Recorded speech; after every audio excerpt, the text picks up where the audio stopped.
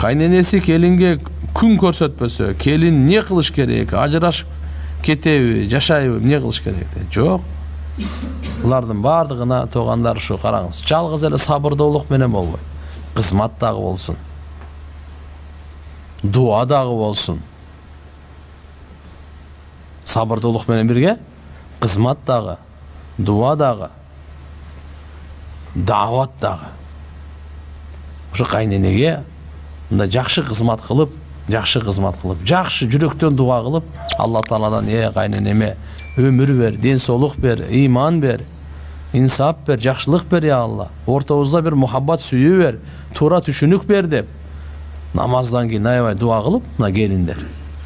Кийин анан кайненесине жакшы тамак бергенден кийин кичине дават берип койсун, кичине. Жакшы тамак жасап берди да, башына массаждан берип туруп, жүрөгүнө даваттан берип коюш керек. Болду, күн көрсөтпөй койтат, тигиндей мындай бардыгы жок болот. Путуна май сүйкөгөнчө эле дават берип коюш керек да. Путка май, жүрөккө дават да. Ана биздин келиндерибиз кызмат кылбайбыз бизчи. Анын жол эрежесин тандагыбыз келбейт. Биз сразу тирешсек, бирге бир эсептешсек, мен мындай кылдым, мындай кылыш керек эле депчи. Мен мына чынын жудум, эми эртең сиз чынын кайненеси жууш керек экен да. Мисалы, андай болбойт да. Мынандай жолун услуп деп коет, ушунун эрежелерин чегерде биз чыныгы жүрөгүбүз таза болсочу, аны жөн эле алабыз. Дагы эле келбей атса, тирешпей коюңуз, өзүңүз жашооңуздап кете бериңиз. Сизден зыян жетпесин, пайда жетсин, болду. Бул маселе өтө көп. Кайнене менен келиндин ортосунда маселе өтө көп. Баарыбызга сабак. Бул азыр мен бир суроо берип койду, бирок баарыбызга сабак болчу. Баарыбызга сабак. Баарыбыздын кыздарыбыз бар, эжелерибиз бар, карындаштарыбыз бар, аялдарыбыз бар. Өзүбүз эркек болсок дагычы, алар менен ушу жакшы мамиле кылышчу, мынакейга кандай? Кызмат, сабыр, дуа, дават. Маселе чечилет Кудай кааласа. Чечилбей койгон маселе жок. Ажырашып кетет. Жок, ажырашпаш керек. Зачем ажырашып?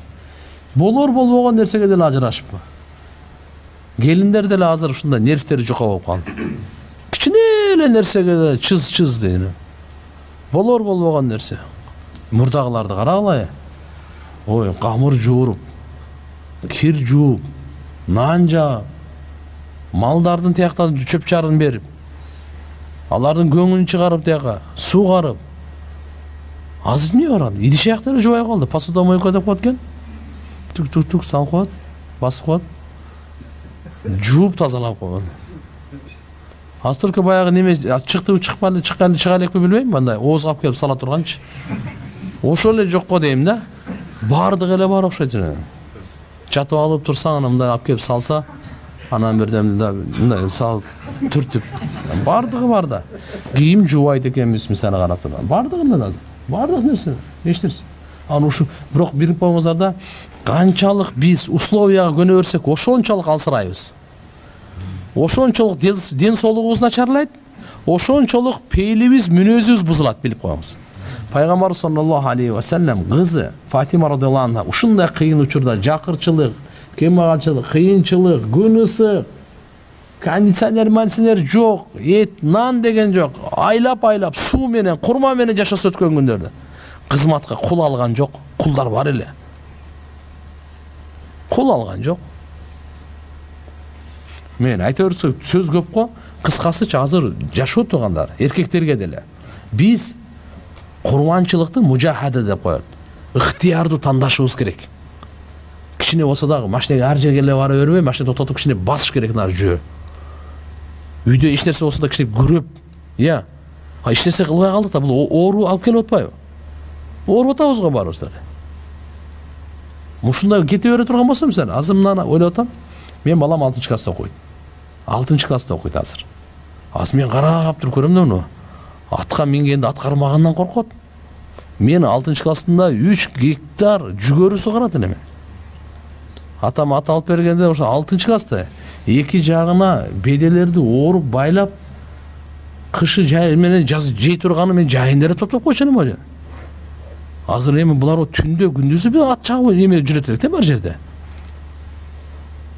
Суу карасын, тиякты кыласың, кечкурун калып кетесиң, башка жүгөрүлөрдү кайтарасын, уурдап кетпесин дейт. Азыр 6 класска карасаң, эне бул зорго биз ушуга өзүбүз себеп болуп атабыз да. Өзүбүз себеп атабыз. Өзүбүз дагы азыр неме болуп калдык да, ак кол болуп калдык. Отун жармай жок да азыр, Анан шаарыбыздын үстүн карасаң, баллон жакмай да, отун жармай жок, азыр баллон жакмай.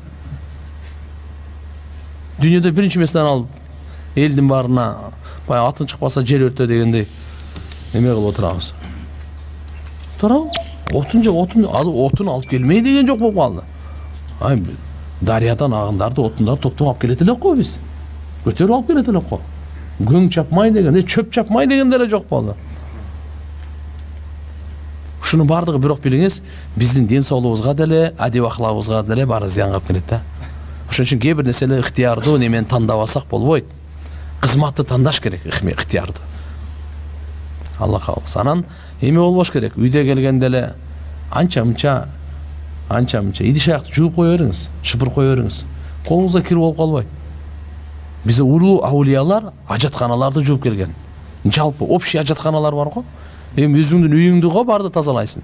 Өзү маданият, үйдүн маданияты ажатканадан, мамлекеттин маданияты жолдон деген кеп бар. Кайсы мамлекетке барсаң жолу жакшы болсо, бул өнүккөн, таза. Үйгө барса ажатканан. Биз эске алып коюшубуз керек турганда. Азыр шаарларда эми жакшы, мындай этаж-этаждарда, бирок айылга барганда айланайын. Ажаткана жыгылайын деп турат. Биз биринчи кыргыз ушундай болуп калыппыз да. Үй салыш керек, ажаткана. Көрө жатарбыз да. Мектептен эшик-бешикти үстү деле жок, жаппай деле койот. Турсам мен көкүрөгүмөн. Жок, наоборот, биз ажатканага көңүл буруш керек. Алда тазалык аерден башталат. Мен көп сөз болуп кетти. Балдарын таштап кеткен аял бейишке чыгабы 5 баласын дейт. Эми каяктан чыгат эми? Кыйын го, 5 баласынын убалы каякта? 5 баласын карасын. Бүгүн караңыз, имансыздыктанчы келип кантип ушу эне, ата, эне балдарын кантип балдарына кол салып өлтүрүп коюп атат го. Кудай сактасын. Имансыздыктан.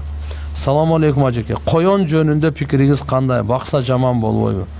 Жок, коён жөн боло берет, бага бергиле. Кээ бирлер айтып берет экен, ошо коён ушу жаман тилек кылат экен, тигин теткен деп. Жок. Коён адал. Баксаңыз болот. Ит арам, баксаңыз болот. Мышык арам, баксаңыз болот. Коён адал, кантип бакса болбойт? Жөн эле багып, жеп.